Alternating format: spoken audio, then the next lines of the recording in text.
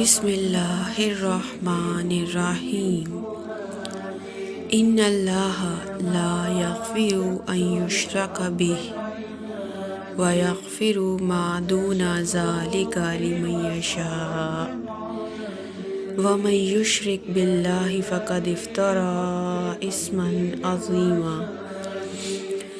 یقیناً اللہ تعالیٰ اپنے ساتھ شریک کیے جانے کو نہیں بخشتا اور اس کے سوا جسے چاہے بخش دیتا ہے، اور جو اللہ تعالیٰ کے ساتھ شریک مقرر کرے اس نے بہت بڑا گناہ اور بہتان باندھا۔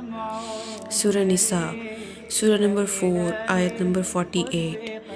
Indeed, Allah does not forgive association with Him, but He forgives what is less than that for whom He wills. And he who associates others with Allah has certainly fabricated a tremendous sin.